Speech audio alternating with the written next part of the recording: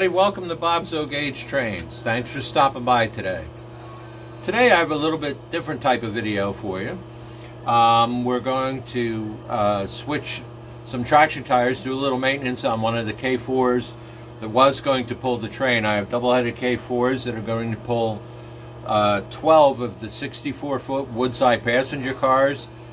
The ones I have were made by MTH, but since their release, MTH has sold the tooling to Lionel, and the Strasburg Woodside passenger cars that are coming out, or in some cases already are out, are exactly the same. They bought the tooling from MTH. So although there might be some slight detailing differences, there will be some different paint and decorating differences between Strasburg and the Pennsylvania cars. Essentially it's the same car, so you can at least get an idea of what it looks like.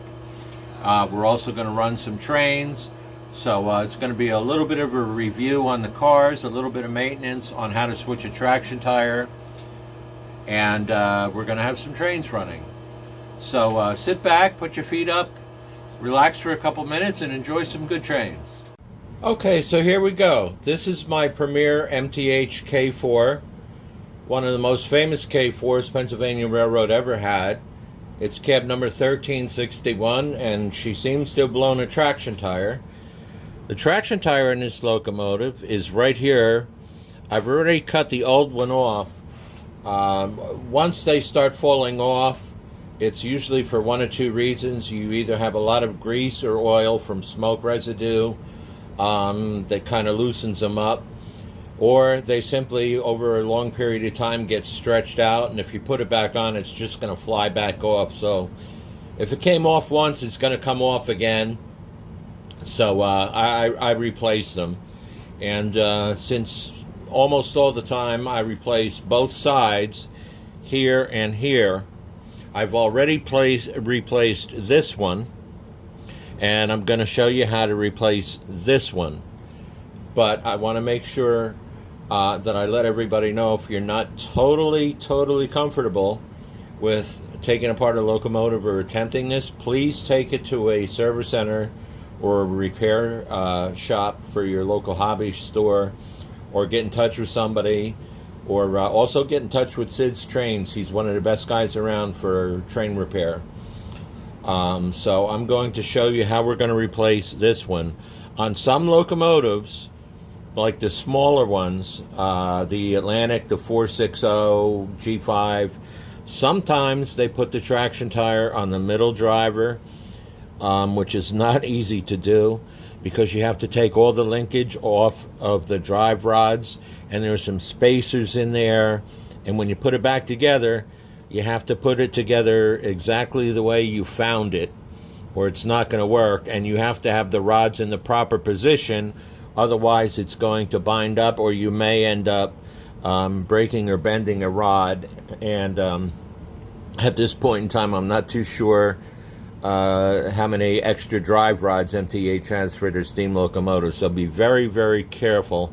And like I said, if you're not totally sure or totally confident, that's fine. Take it to somebody else that can fix it for you. When this locomotive came out, it retailed for $899.95. I paid less than that, but even still, do you really want to risk, jeopardizing messing up your $800 locomotive because you're trying to change a traction tire? So it is an easy job to do, but if you're not really comfortable with your skills, please don't attempt it. Take it to somebody that can. So I'm going to put the camera on pause just for time's sake. In order to we're going to lower the chassis just a little bit away from the boiler. We're not going to take it totally apart, because the upper part of the wheel is underneath here, and you're not going to be able to get the traction tire above it. In order, on this particular locomotive, you have two screws here, one screw here. We're going to take that off. And there actually is a reason. I'm going to take the brake shoe off here. It's one screw at the bottom, because when you're trying to twine the traction tire around, it kind of gets in the way, because there's not too big of a gap in between the brake shoe and the drive wheel. So right now I'm going to remove these two screws the screw here under the front truck, and I'm going to lower the chassis just enough so we can get the traction tire above this wheel. Okay, now that I have all that done, I also removed the screw that holds the end of the drive rod, because you're going to have to lift it up just a smidge to get your traction tire inside. So you just kind of lift it up a little bit.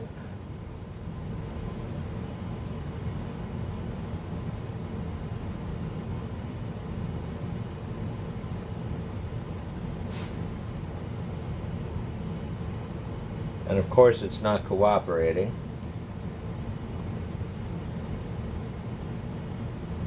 There we go. Okay, we have our traction tire in. And before I lose it, since there's no reason to have the screw off anymore, I'm going to put the little screw back on the drive rod to hold everything in place.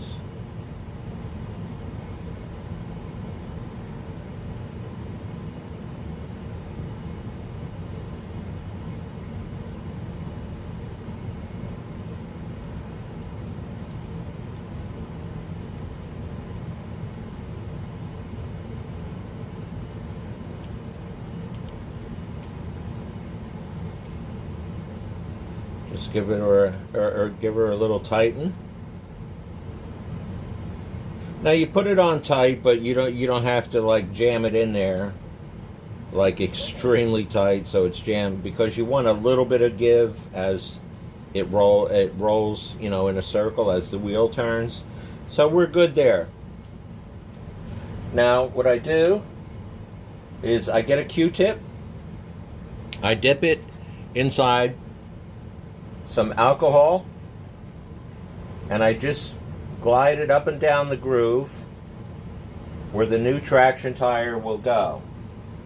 The reason for that is if you have some smoke fluid that lays on the track, or some gunk or some grease on your wheel, when you put a new traction tire on it, it's not going to last as long, and you know, it'll stay on better. It's less prone to fall off. Now, okay, granted, not a ton, but on a little wheel like that, we got all of this gunk off of it. So clean your wheel before you put the new traction tire on. Now what I do to put it on, and different people have different ways of doing things, and that's okay. If you have an easier way to do it, feel free to let me know, because I'm always open to new ideas.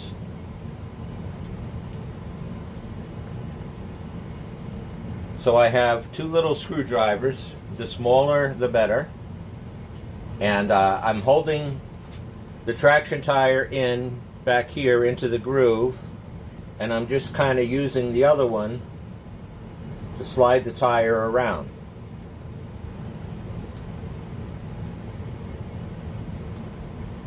Oh, didn't quite make it.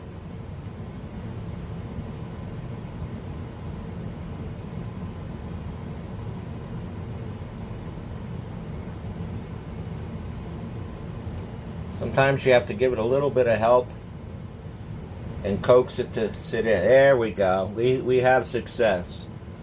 And once you do have your traction tire back on your wheel, just kind of go around and make sure that it's in the groove nicely, because if it's partially in the groove and partially out of the groove as the train rolls, your traction tire is going to come out. So it's properly seated in the groove. I only slid the boiler up a little bit. The less you take it apart, the better, because there's a mountain of wires in there, so just be real careful. Now what I'm going to do is very carefully slide the chassis back on, and I'm going to attach the brake shoe that I took off. This is what it looks like. I'm going to attach it right here where I took the one off. Then I'm going to put the two screws back on. There are two right here under the boiler, and there is one right inside the front lead truck. So I'm going to put those screws back on, and we'll be right back. Okay, I have her all back together. And one final check. You always check after you have it completely assembled. Double check, make sure you don't have any pinched wires, because that'll definitely cause a problem later. But we have success. We have two brand new traction tires on, so we're ready to go. Now, with the release of the Strasburg Woodside passenger cars, I thought I'd do a quick review of the passenger cars that I have that are Woodside. They're Pennsylvania. They're exactly the same car because Lionel did buy the tooling from MTH. So the Strasburg cars, as far as detailing, is pretty much exactly what you're going to see here. Only, of course, instead of on the top Pullman, it'll say Strasburg, and it'll be more appropriately numbered for Strasburg Railroad, and the striping will be a little bit different. But as far as tooling, it's the same exact car.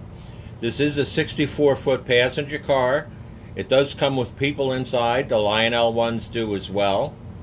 It comes with, on the ends, it comes with detailed handrails, but they are very delicate and very thin, so when handling them, just be very, very careful. As you can see here, they're very thin. So just be careful handling them so you don't break or bend one of them. Up in here, up in the roof, when you do light it, and we'll see when we run the train, this lights up as well as the passenger compartment. So these are really awesome cars. Comes with die-cast trucks and couplers.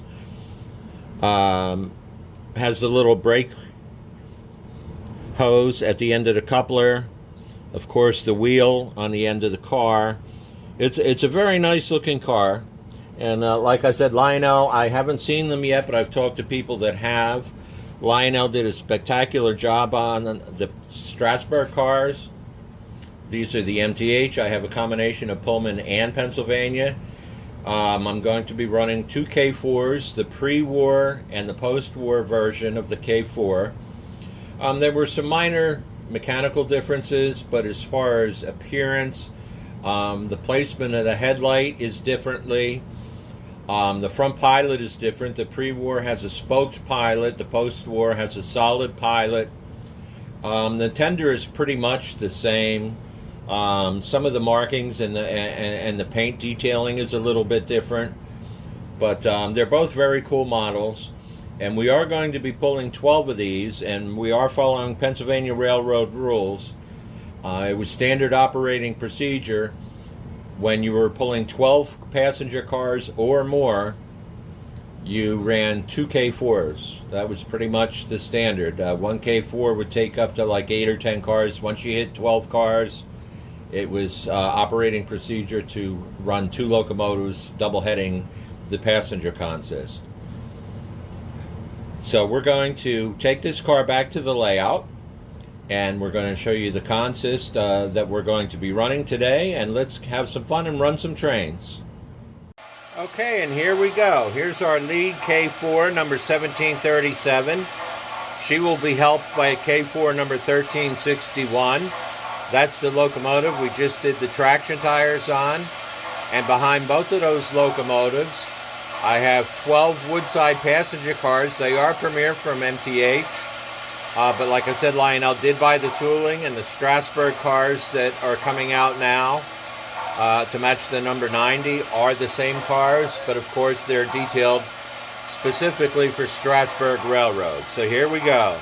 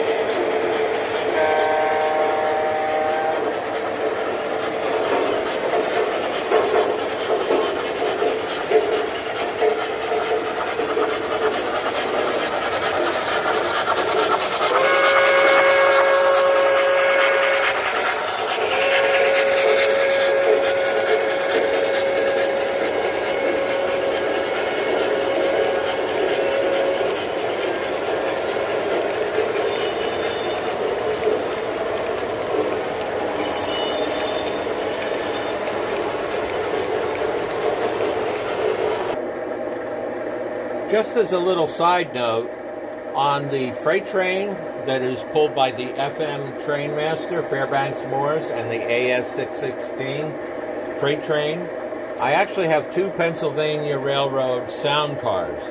They're made by Lionel. They're usually around $120, give or take. Depending on where you get it, it may be a little more, maybe a little cheaper. But they are awesome cars. And they do operate as the car goes back and forward.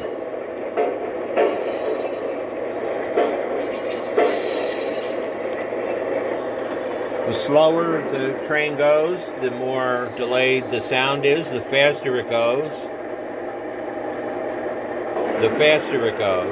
But it's a great car, and it is made by Lionel. They come in a number of different box cars. They even have kitchen cars now.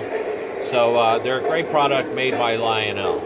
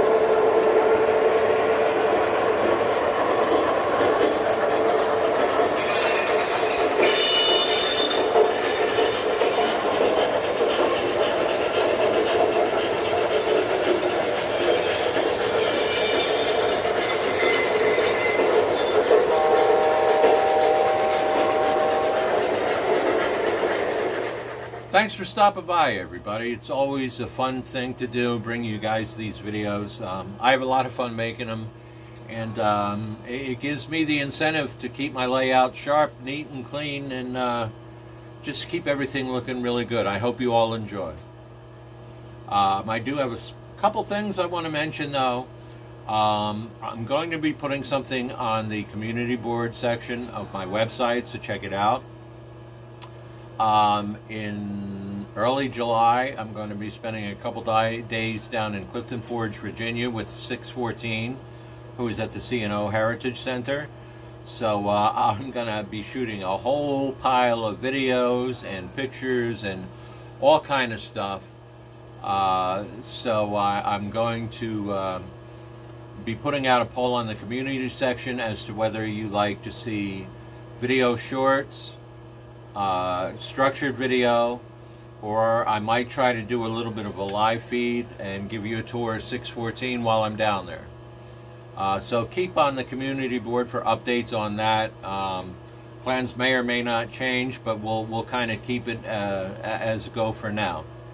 Also, I am going to put together a video of all the kind folks that watch my channel from all over the world. I've been very lucky enough, and I'm very thankful to each and every one of you guys.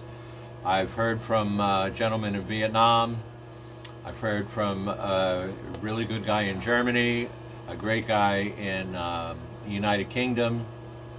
I also have heard quite often from my buddy in Mexico. So, and I'm sure there's some more that I've forgotten. If I didn't mention where you're from or your country, I do apologize. But I want to put together a video of all of my international viewers. I'd like you guys to shoot anywhere from a 2 to 3 minute video. If you have a layout, shoot the video of your layout. If you just have trains, shoot the trains. If you want to do like an interview thing, kind of like I'm doing now, and just explain how you got into the hobby, that's fine. And if you just like trains and maybe don't have any, take a video of something in your area, you know, kind of like a tourist thing, so we can all get to see, you know, a little bit about where everybody's from. I love hearing from everybody, and honestly, I'm quite flattered that I have heard from several people from all over the world. So that's what we're going to do. We're going to make a video, trains around the world. So I'm going to give more details on that. If you would like to be included, please email me at the email address I have listed in the description below. So there's a lot of cool things coming up. The 614 videos of the real 614 down in Clifton Forge, Virginia. I'm putting together a video of trains around the world with all my people that watch my channel. You don't have to be a subscriber. If you watch the channel, that's good enough. If you watch my channel and you're from outside the U.S., feel free to participate. If you do have a channel, feel free to participate. I'd like to hear from anybody around the world, and we're going to put a video together for that. I think it'll be a pretty cool thing, and maybe a nice thing for me to do to thank you guys for following me. So thank you all. As usual, if you like what you see, please give me a thumbs up. If you don't subscribe, please hit the subscribe button and the bell notification button so you don't miss anything in the future. There's a lot of things coming up. I have a couple small projects I still haven't finished. I just have to add some shrubbery around the log scene, and I have to finish off a couple touches by the bridge. After that, I have the backdrop I'm putting up from Backdrop Junkies, and I'm totally gutting and redoing my amusement park. So man, I got a list of stuff to do, but it's an exciting time, and you know, we can take the journey together. So I appreciate everybody stopping by. Thank each and every one of you. Everybody take care, stay safe, and be well. Thanks for stopping.